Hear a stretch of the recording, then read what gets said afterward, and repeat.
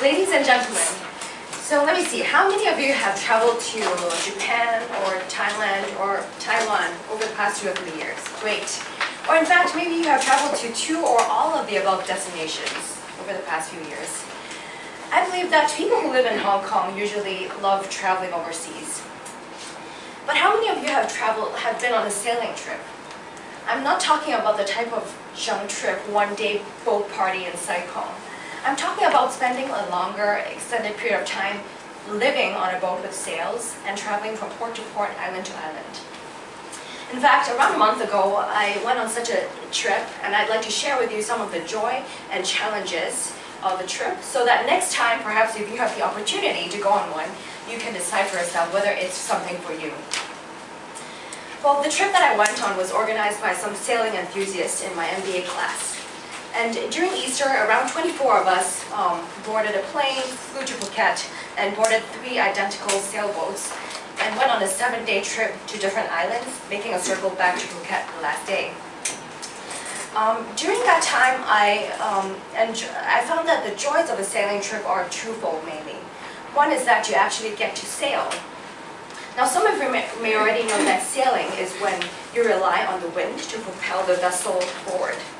So actually, we couldn't sail a lot of the time, most of the time in fact, because the wind is not sufficiently strong. However, when the weather is right and the wind is strong enough, direction is ideal, we can actually sail non-stop for 2 to 3 hours. And that is really nice because the motor engine is off. It's much more peaceful and quiet. You can imagine yourself perhaps lying back on a cushioned bench on the deck, your good friends. Music is blasting in the stereo in the background. And above you see the blue sky without a trace of cloud. And straight ahead in front of you are 2 green islands that you're heading to. The weather is a bit warm, but the wind makes it quite comfortable, and your hair is, being blown to the side. Sailing can be very relaxing indeed. The second part of fun of a sailing trip is in the island hopping. Thailand is a nation made up of hundreds of islands. And during those 7 days, we went on 2 or 3 islands every day, and always anchoring the boat close to an island during the night.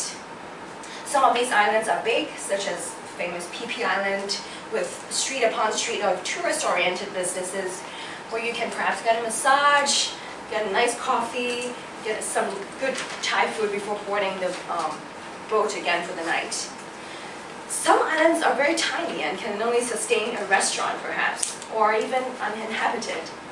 But it is often in these small islands that you can truly enjoy nature at its best. I remember some of us would just go around the beaches and the white sand, or go inland to see the hills, shaded forests, and valleys inside. Some people would choose to go snorkeling, enjoy the corals. So basically, going on a sailing trip allows you to enjoy the different facets of Thailand.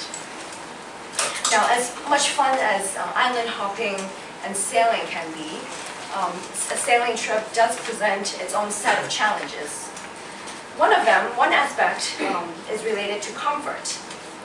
As you may well imagine, spending over 20 hours a day on a boat barely big enough to accommodate basic activities is not exactly a 5-star vacation that you may imagine. For example, there are supposedly 4 double rooms for the 8 people, crew members on board. However, at least 2 of the rooms are so, first of all, the rooms aren't so much as beds, twin beds with walls directly enclosing it. There is no corridor for you to get on the bed. It's like a capsule, you have to climb on it. And some of the rooms are so small that, unless 2 people lie on top of each other, it cannot fit 2 people. So many of the crew members actually sleep on the deck in order to avoid the cramming rooms. And then the other thing is the bathrooms. To save space, the engineers are very ingenious. They save space by making the wall slant downward, but there's no separate bathroom like shower area. But that is where we take our showers. And in fact, when I boarded the plane from Phuket back to Hong Kong, I marveled at how spacious the toilets on the aeroplanes are. And cooking on the boat is another art. As I was the cook of the boat, I often had to spend time in the very stuffy kitchen preparing meals for the crew 3 times a day. You can imagine, because the boat goes back and forth, rocking, it's not uncommon for my vegetables and bottles to fly all over the living room or kitchen in two in one. I mean, apart from the comfort, the other aspect of a sailing trip and the challenge is in terms of safety. I'm not too worried about major issues like the boat capsizing, and I can worry about a tsunami or something like that. But there are small inconveniences that jeopardize our safety, and we all end up with small bruises and cuts. For example, when we land a beach and swim on it, some beaches are infested with sea urchins. So no matter how carefully we wade, some of our friends got stung, and also, of course, some of us got stung by jellyfish as well. So, as you can see from above, a sailing trip does provide us with a lot of joys, from the sailing in the open sea, and also from going around Thailand, seeing big islands, small islands, enjoying the nature. At the same time, you will also find yourself, your comfort level and your safety level challenged. So I hope that after tonight, if you ever have the opportunity to go on a sailing trip, you can look back to this beach and decide for yourself whether it is something that you would like to go on. Thank you very much.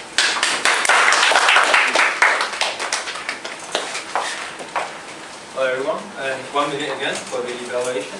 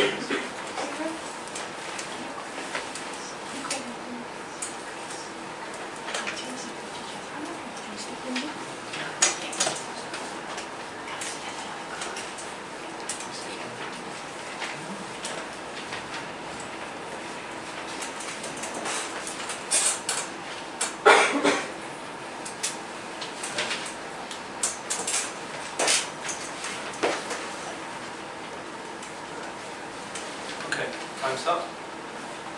Next up, parents here will be sharing with us the topic of be effective in your life. How would it be related to our theme of happiness? I'd like to hear about that. We'll see. Thank you.